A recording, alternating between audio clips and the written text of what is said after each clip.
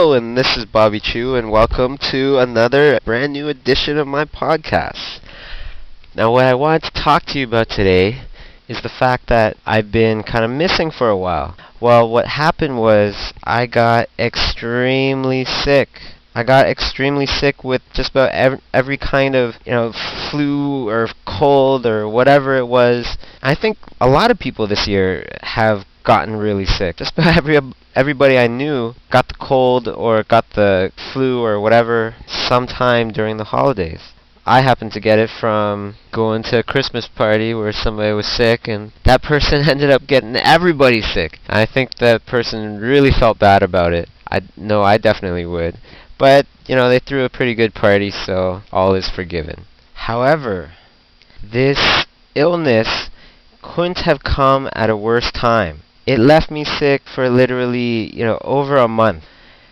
And the thing was, this is getting towards the busiest part of my whole entire year so far. Because not only was I doing all this freelance, also teaching at Sheridan College. That's what really killed me, was because I was teaching, now I'm teaching 2 classes there of digital painting. And the main thing about me being sick was the fact that I was losing my voice. I was coughing and nose all plugged up and everything, and it was terrible. I was losing my voice. So what I would do is I would rest as much as I could before my classes. The few days before my classes, I would try not to talk at all. And by the time I get to my classes, okay, my voice is a little bit better. I talk for 2 or 3 hours, and all of a sudden I lose my voice again. Then I would try to recover. Then the next class comes, I would teach, and I would lose my voice again. And over and over and over and over. Not only that, but it was just one of the worst flu, colds, whatever it was that I've ever had.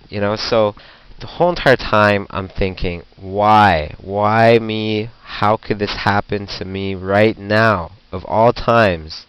Because the other thing is, some of you might know that I've been working on this online school, bringing my classes online, and I've been working on this school that we're going to be putting together with Steven Silver and Alberto Ruiz. It's going to be this awesome thing. Anyways, I was extremely sick, and it couldn't have come at a worse time. But just when it got to the very worst I could possibly imagine, I was reminded of something. I was reminded of the time that I quit my job and the day that I went full-time freelance. That night when I got home, I went to my computer. It wouldn't start. I would hear, what happened was it started for a while. I hear this whirling sound of my hard drive. Vroom, vroom, vroom. And it got slower and slower and slower. And what happened was my hard drive stopped working. It stopped turning. Not just virus or whatever, then I could still recover data, but it was literally like my hard drive physically was broken and wouldn't turn anymore. So that night, the night right after I just quit my job, the night that I decided that I'm going to go freelance, was the night where I lost 85% of my portfolio. All that I had left were crummy little versions on the web, and that was it. And that night, I was thinking to myself, why? Why does this have to happen to me now? And that's when I thought to myself, this is fate just testing me. Fate was just testing me because I was standing right at the line between my old life and my new. So what fate did was it knocked me down, and it asked me, you want to get up? Do you still want to do this? Even though I just broke your computer, I destroyed your portfolio? Because if you do, and you say yes, and you get up, and you make a new portfolio, and you continue to try and live your dream, then there's good things awaiting you. There's good things awaiting you, and that's what happened. I just decided to believe in this, and I went for it. And I told myself, fate, yeah, I am sure I do want to do this. I felt like if I said yes, I do want to do this, then what's going to happen to me is good things are going to happen. Because I'm trying hard, I have some common sense, and I'm putting 100% into it. Putting your heart into it. And from there, things have been really good for me. A lot better than I ever would have thought, actually. So I totally believe in this, that when bad things happen, bad things will happen to everybody. No matter what position you're in life, bad things will always happen to you. But if you choose to believe this, that whenever anything bad happens to you, even though you were trying hard, and I emphasize, you were trying hard, because if you don't try hard and bad things happen, a lot of times it's a long time coming. If you changed a lot of things in the past, then you could have prevented it now.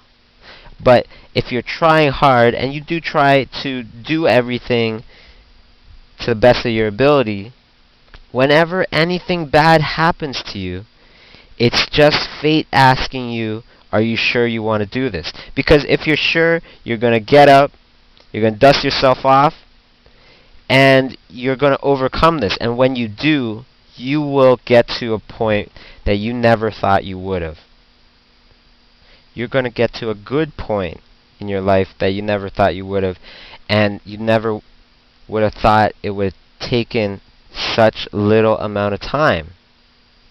And if anything bad happens to you right after that, two bad things in a row, that you just have to think that, you know what, if I'm trying hard, and I'm trying at my potential, it just means whatever's beyond these obstacles are even bigger, even greater, even more amazing. And the whole entire thing about this is, who cares if it's true? Really, who cares if you conquered these obstacles, if really there is something amazing right behind it? It makes you work at your potential. All of a sudden, I'm looking at bad things happening to me, and I'm thinking, wow, this must mean that something good is just over this obstacle. So if I can conquer this obstacle, something amazing is going to happen to me. If you're thinking this way, and say another bad thing happens, nothing good happens when you conquered that first one, and something bad happens again, then you just think to yourself, oh, that's because something really good is going to happen to you if you conquer this one. And if it's another bad thing after that, then you think, oh, then it must be a really, really good thing. If you are working hard to get things done, and doing things with some common sense and really striving for your goals, you'll see that most likely, definitely most likely, good things will happen to you when you overcome the bad things. Part of the reason why is because people that know that you're going through these bad things and that know that you're overcoming it, know that you have heart. They know that you never give up. And generally those are the people that we want to start gravitating towards, right? Those are the people that we want to hire. Those are the people that usually succeed, are the ones that are the very last person to give up. One big thing about this is common sense, though. Like, if you're shooting to be the president of Pixar, and you're still in school or something like that, you want to have some common sense. Maybe start off by having some goals of working at Pixar. This is what I mean by having some common sense. Don't get too carried away. Once you reach that goal, then you make new goals, and you make new goals. Keep your goals high, but just not so high that they're just crazy. The crazy ones, actually, you should have those too. Just keep them in the back of your head for now. Trust me, I have my own crazy dreams too. So crazy that, if I ever told anybody, they'd probably think I'm absolutely nuts. So I just keep those in the back of my head. For now, I have, a few big dreams that I feel like are obtainable. So anyways, thinking back to that night when all those bad things were really happening to me, at probably the worst time in my life that could happen, that was probably like the worst time. And and thinking back to when I had this moment of clarity and just started thinking, this is only fate asking me, do I want to keep going? Because if I do, something amazing is going to happen. And the amazing thing that happened to me was that all of a sudden I did survive doing freelance. And I'm still surviving now, and not only that, but now I have people working with me too, and open up my own studio and all this and all that. And so I was sitting there thinking back to that night, and then all of a sudden thinking to myself, okay, so why is this happening to me now? Why am I just so sick, have all these different sicknesses one after the other? Why would this have to happen to me now? What could possibly be the amazing thing that will happen if I overcome this obstacle? And then I thought about the personal project that I'm doing right now, which is opening up an online school with my friends Steven Silver and Alberto Ruiz. Steven's going to be teaching character design, and Alberto Ruiz is going to be teaching how to draw women. And I'm going to be doing my digital painting thing, and it's going to be this coming together of 3 independent artists all teaching their absolute specialty. So then I started to think to myself, this must be why I've been getting so sick for so long, is because this school is going to be so crazy awesome, amazing, fantastic, that it's going to change my life forever. And after I started thinking that, and after I started believing that and thinking that, I was so charged up full of energy that I got back to work. And and the sick, funny part about it was, the more sick I felt, the more boogers and snot and fevers and whatever I had, the happier I felt. Because I felt that this is only because the school is going to be so amazing. So all of a sudden, any obstacles that I'm faced with now just motivate me to keep going, keep working harder. And actually, even work harder than I was working previously.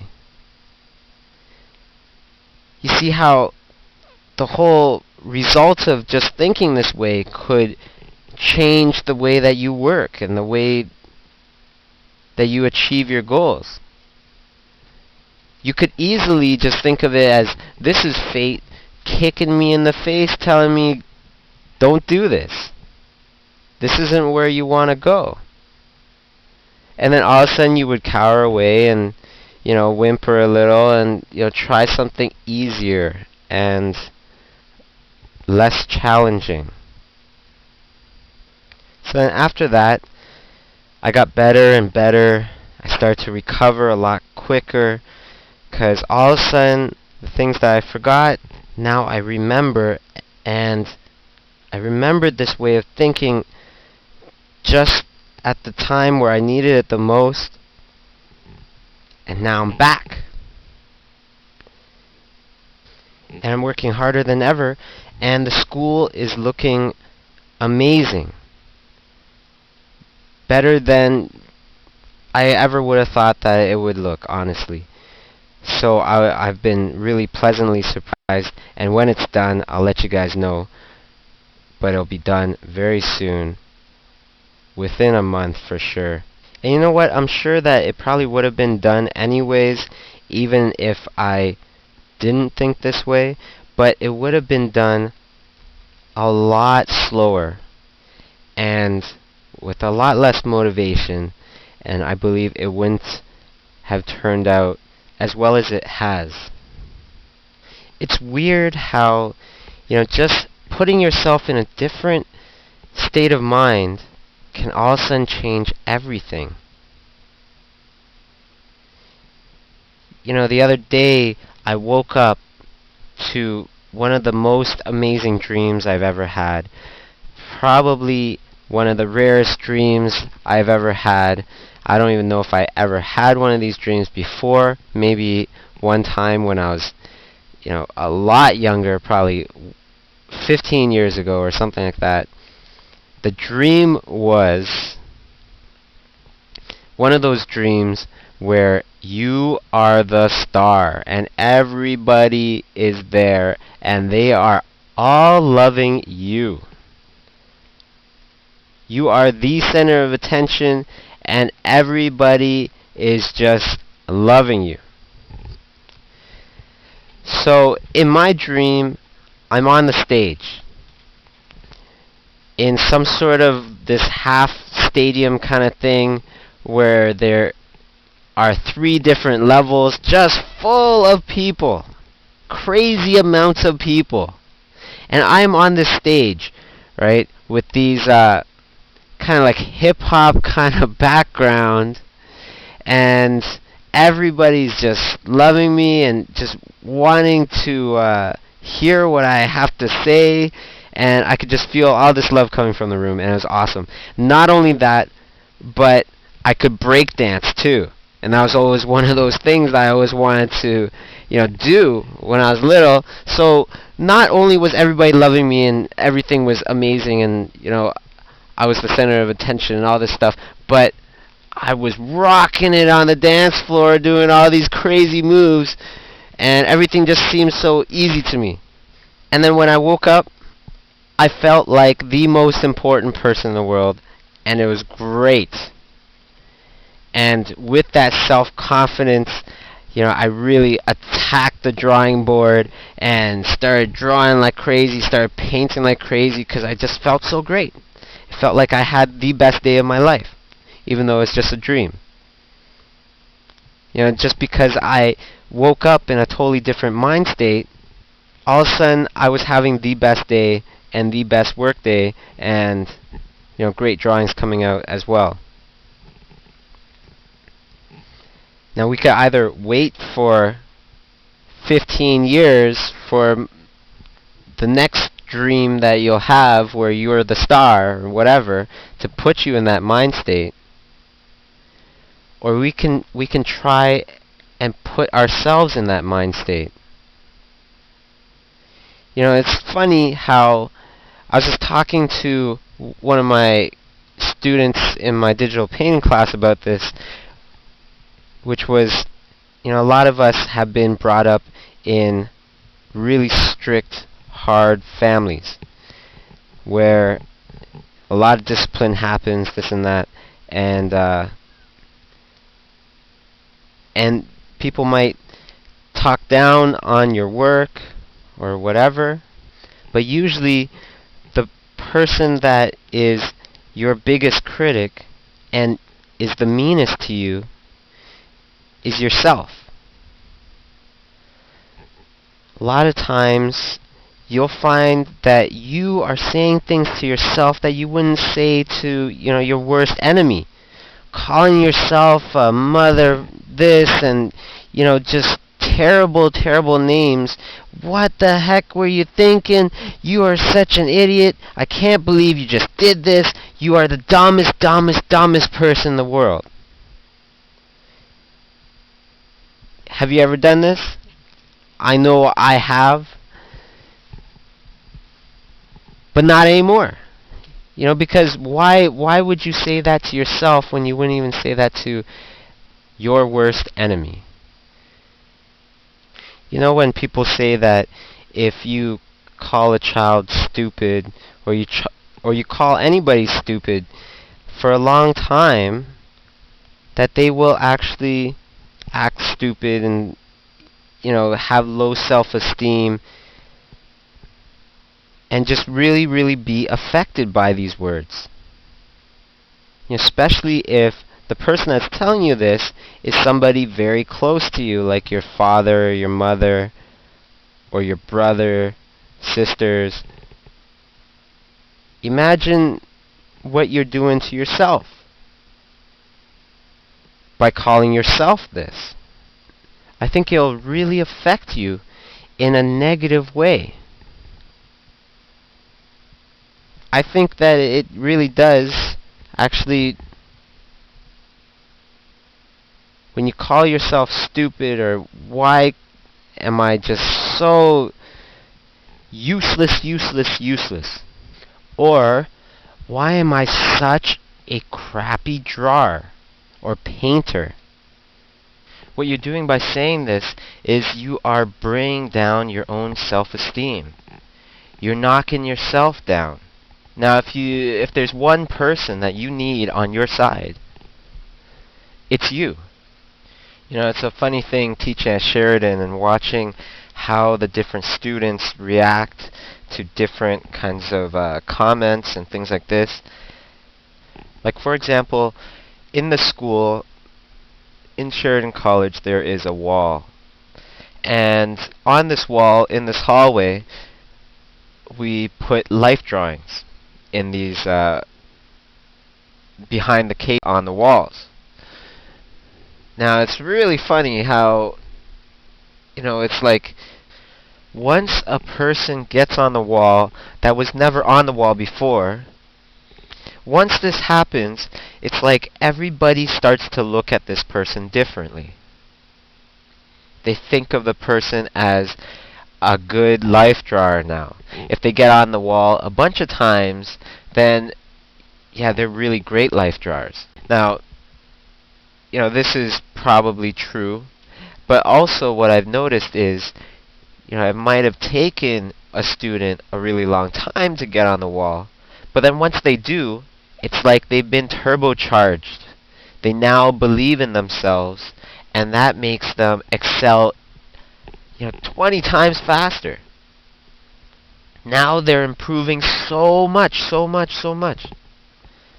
And then other students, they might be like, if they get on the wall, then they'll actually start or stop trying so hard anymore, because they think to themselves, alright, I made it, I'm good, and I have a place on the wall, so I could take it easy now.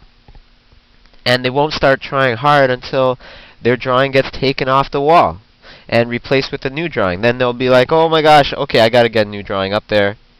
I gotta get my stuff into gear and try hard.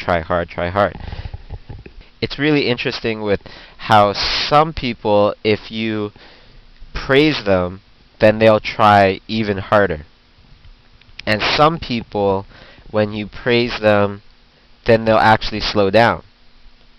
Some people, when you push them and you tell them, you gotta get your stuff into gear and you better start working hard, then that's when they start to really excel and really try hard, is when they have this fear of failing, or perhaps it's getting fired from their job, or their contract is not going to be renewed, or something like that. And then other people, if you push them and you tell them, you are in big trouble, you better shape up, they flop. They just fall right over. So it's like some people, you push them, they fall right over, or some people you push them, and they push you right back, and they show you, this is what I can do. You are so wrong, this is what I can do.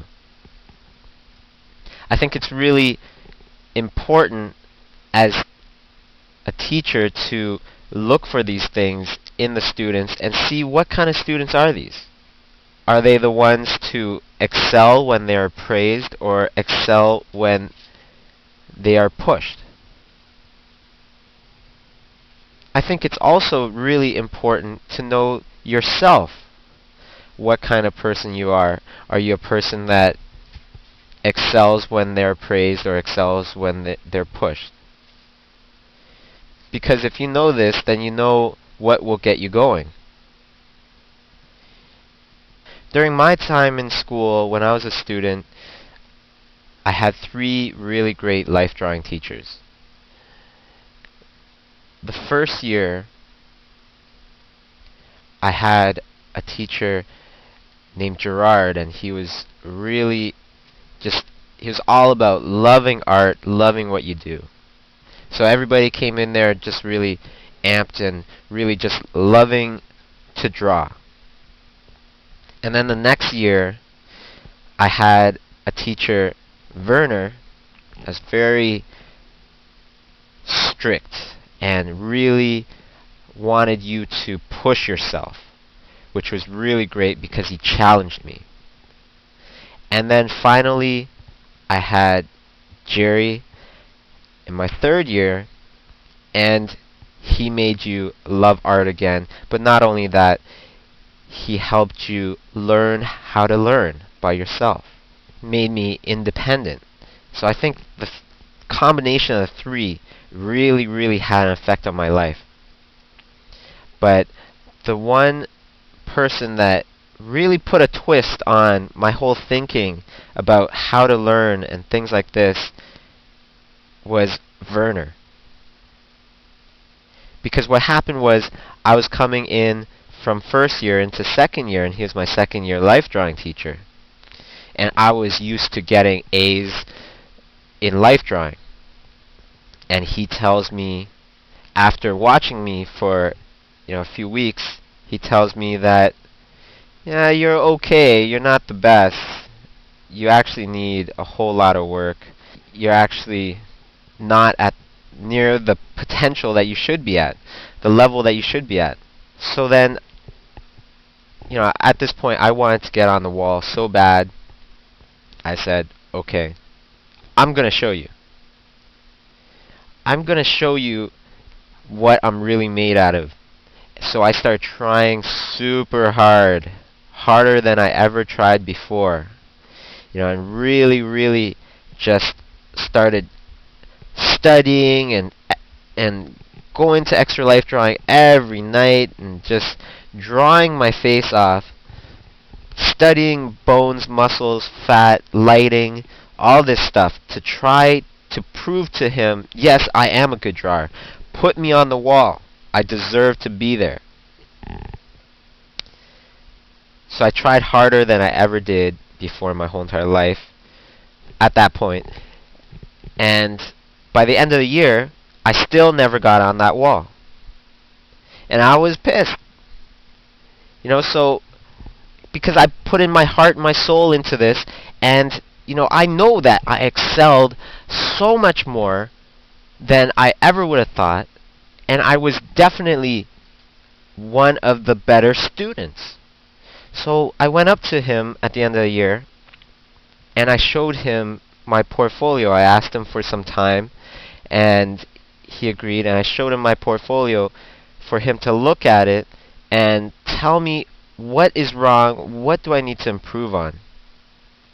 So he looked at it, and he's like, yeah, you know what, this drawing, awesome. Oh yeah, I really like this drawing too, fantastic. Looking through all the drawings and just praising me. And I was pretty confused. At the end of the conversation, I said to him, I worked my butt off for you. 110%.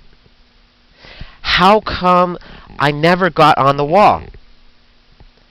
And he looked at me, and he looked at my portfolio, and he started flipping through again. Yeah, why didn't you get on the wall? And he goes, oh, I remember. It's because I figured you'd work harder if I never put you on the wall. You would never stop, and you're one of those people that would never stop until they reach their goal. And I looked at him, and I was still, kind of upset, but at the same time, I was like, man, you are a fantastic teacher, because I knew that he was absolutely right, that I never would have worked that hard if he put me on the wall. And it's only because he kept me off of that wall that I kept going at the pace that I was going at.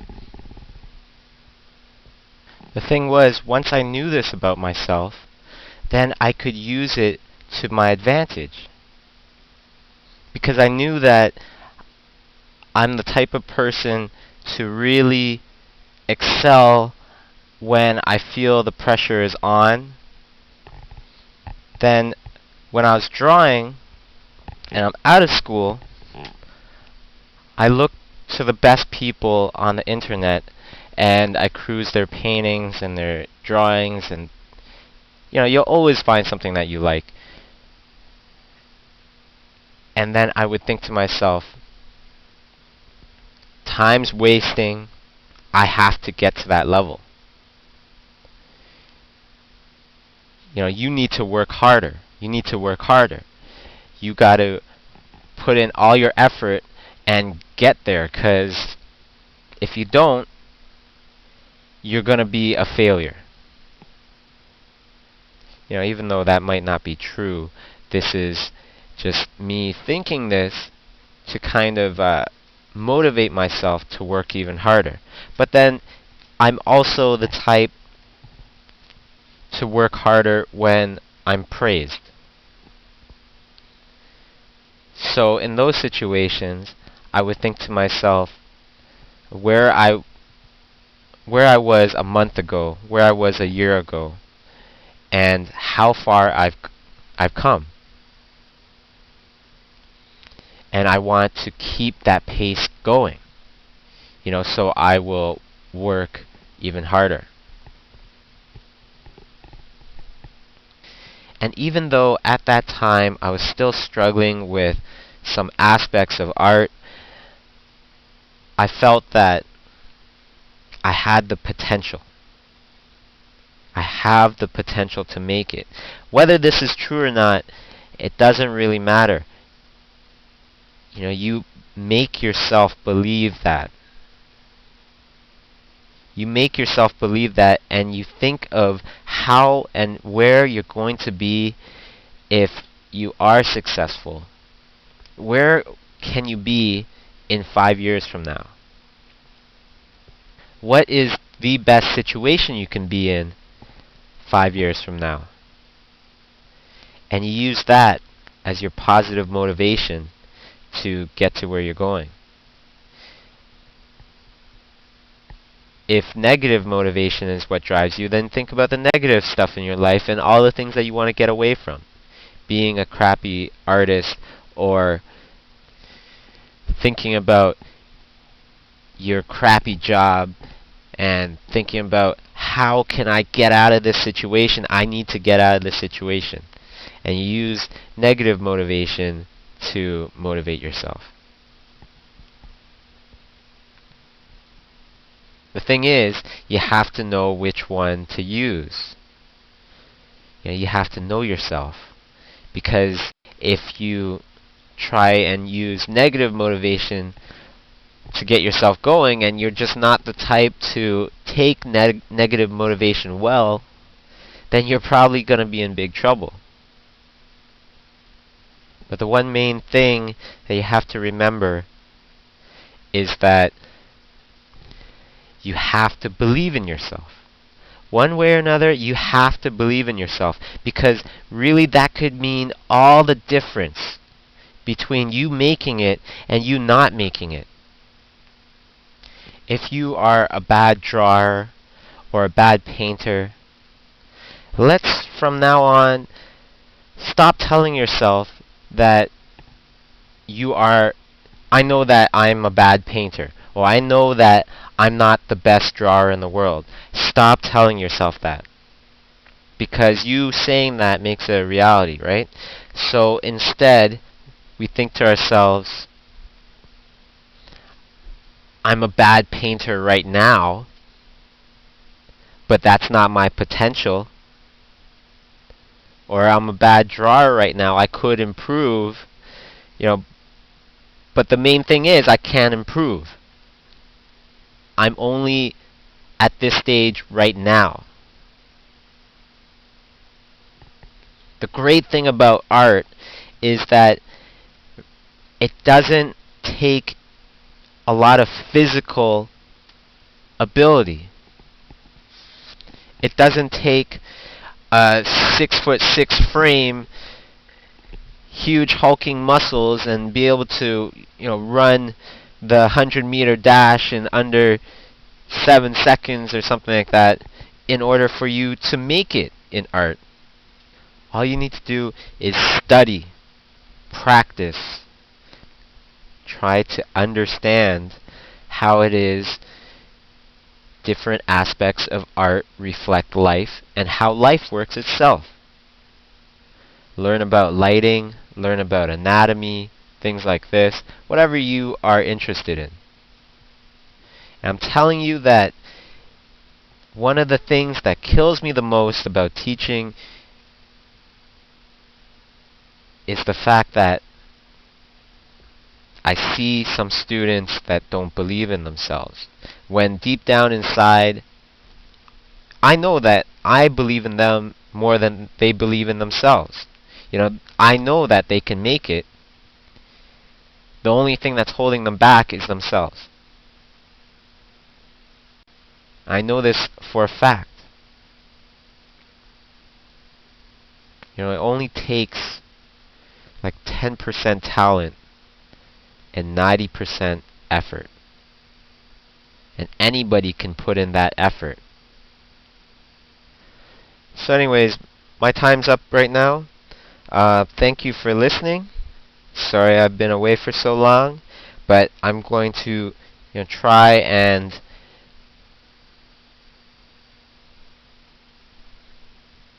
get these videos up and running regularly again. I am coming towards comic convention season, so there's going to be a lot of traveling going on this year. We're going to New York end of February, or the 22nd to the 25th. No, wait. 23rd to the 25th. And then we're going to LA and San Francisco right afterwards. And I think it's Calgary right after that. Philadelphia, Detroit, Chicago, San Diego, of course. So if you're in those areas, come out and visit us. I'd love to say hello and see everybody. All these invisible people that I have no idea who's out there. Come and check out the comic conventions. It's a good time. If you like art, you definitely gotta go. Or if you like Star Trek. Or Star Wars. Or any other one of those sci-fi cult classics. And if you want to know when exactly we're going to be rolling into your town, all you have to do is keep an eye on the upcoming events section of our website, imaginismstudios.com, on the home page, and we will be posting where we're going to be traveling to next and things like this, and upcoming events. And also, if you want to know more about the online school and when that's going to be ready, all you have to do is sign up for the mailing list and we'll notify you right away. And the mailing list is very much confidential. We will not be spamming you with hardly anything.